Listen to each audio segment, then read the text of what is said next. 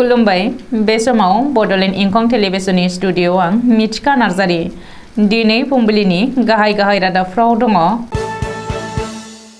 सालाकाथि गुदि बर' थुनलाइ आफादा बर' बिजोंजों फरायनाय गुन गोनां फरायसाफोरखौ मान बावदों। मिहिनेश्वर बसुमतारिनि गाहाम देहानि थाखाय सिमेन्सापुरियाव रायजोनि आरज। गुजरातआव बिपरजय बारहुंखा मोब्लिब सिबिथायाव गोबां हेंथा। दिल्ली डिब्रुगड़ बिस्तारा बिरखंआ गुवाहाटीआव हरखाब फानांदों। डिजिपि जिपि सिंहनि मोन 6 जिल्लानि पुलिस अफिसारफोरजों सावराय मेल। गुजरातनि रिलिफ केम्पआव सा 104 गथ' जोनोम जादों। दानिया फैदोनि आबुं रादाबाव।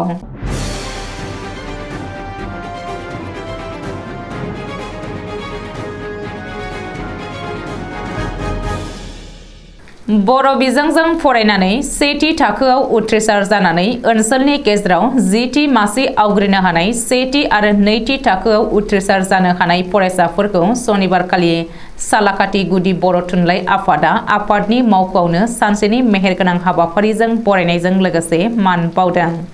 बे मान बावनाय हाबाफारियावनो हांख्रायनाय बायदियै गाहाय आलासि महरै बाहागो लायो एबसुनि लाथ' आफादगिरि खोरोमदाव औवारिया।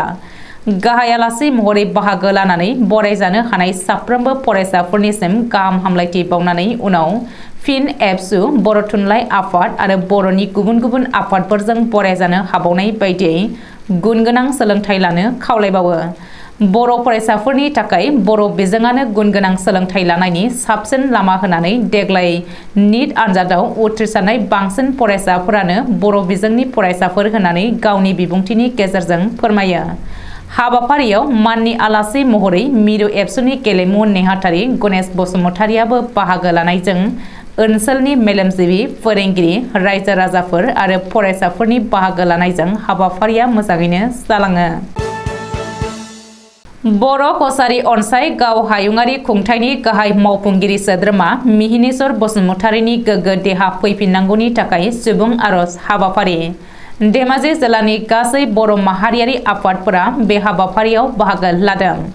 बोखावजायै लखिमपुर जिल्लानि बारग' बिएलटिनि गाहाय मावख'आव धेमाजि जिल्लानि सिमेन्सापुरियाव गासै माहारियारि आफादफोरा बर' कसारी अनसाय गाव हायुङारि खुंथायनि गाहाय मावफुंगिरि सोद्रोमा मिहिनेश्वर बसुमतारिनि देहाया गोग्गो देहायाव फैफिननो नांगौनि थाखाय गसाइनि सेराव आरज गाबदों। बे हाबाफारियाव गिबि आलारि बाथि फोजोंजेनो एसबि बड' गोजौ फरायसालिनि बारग' लेङाइ गाहाय फोरोंगिरि ललित चन्द्र बर'आ आरो बिथांजों हेफाजाब होयो मिरु खौसेथि बर' सुबुं आफादनि आफादगिरि मनरन्जन बसुमतारिया। बे हाबाफारियाव धेमाजि जिल्लानि खौसेथि बर' सुबुं आफाद, बर' थुनलाइ आफाद, बोखावजायै लखिमपुर जिल्लानि बारग' बिएलटि, सिमेन्ट गुदि बर' थुनलाइ आफाद, सानजा सानजारि नोगोर खौसेथि बर' सुबुं आफाद, धेमाजि जिल्ला दुलाराय बर' फरायसा आफाद, सिमेन्ट दख'रा दुलाराय बर' फरायसा आफाद, लोगोसेयैनो एमएसिनि मावफुंगिरि सोद्रोमा मलेन्द्र नार्जारि आरो जायगानि गोबां सुबुंफ्रा बाहागो लानानै आफा बोराइ बाथौनि सेराव आरज गाबो।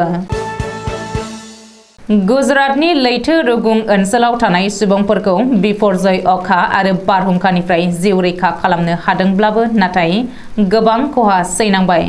घन्टाफायाव 140 किल'मिटार गोख्रैथिजों लैथोनिफ्राय रोजा अखाजों लोगोसे बारबोनाय बारहुंखाया गोबां नावारिफोरनि फिसा फिसा नावफोरखौ बुखारलांजोब्बाय। सुबुंनि गोबां न' बांखौ थेर बेथेर खालामलांबाय। 1000निबो बांसिन बिफां लाइफांफोरा गुगालांबाय आरो 5120 मोब्लिब थारनि खुन्थियाफोरा गुगालांबाय आरो माखासेया बायफ्लेलांबाय। जाहोनाव गुजरातनि जामनगर, भुज, काछ, परबन्दर ओनसोलाव थानाय गासै 4600 गामियाव मोब्लिब सिबिथाया गैया जालांबाय। एनडिआरएफ आरो एसडिआरएफनि जवानफोरा खामानियाव नांथाबगासिनो होननानै सुलुङाव फोरमायदों। मख'नो गोनांदि बे ओनसोलनि रायजो राजाखौ रैखा मोनहोनो थाखाय एनडिआरएफ आरो एसडिआरएफनि जवानफोरा गासै सा 75,000 सुबुंखौ गावबा गावनि न' नागारनानै रैखाथि जायगायाव रिलिफ थाहैनो होखादोंमोन। मानो होनोब्ला लैथोनि बारहुंखा बिपरजया जायखिजाया समावनो लैथोनि दैखौ गोब्राबै बुसावफैयोब्ला गोबां खहा जानांनो हागौ। लोगोसे रेल बिफानाबो गासै 70निबो बांसिन हान्थियारि ट्रेन खारनायखौ फैगौ 19 जुनहालागै बन्द खालामथ'बाय होननानै मिथिहोबावदों। बेनि अनगायैबो राजस्थानावबो गोबां रोजा अखा हानायजों सुबुंफ्रा जोबोद हालाय हाफाय जानांदों। राजस्थानाव गासै गं 14 हान्थियारि रेल सिबिथायखौ रेल बिफाना दोनथ'नांबाय। मानो होनोब्ला गोबां रेल लामायानो आथिखालाव दैजों लोमजानानै दङ। खर'सा आसामाव 17 जुन 2023 सनिबारखालि गोबां अखा हानायनि जाहोनाव बोथोरा जोबोद गाज्रि जानायलाय दिल्लीनिफ्राय डिब्रुगड़नि महनबारी बिरखं गाथोनाव बाफैनो गोनां UK-71 बिस्तरा हान्थियारि बिरखंआ गुवाहाटीनि बरजाराव हरखाबै बाफैनांदों।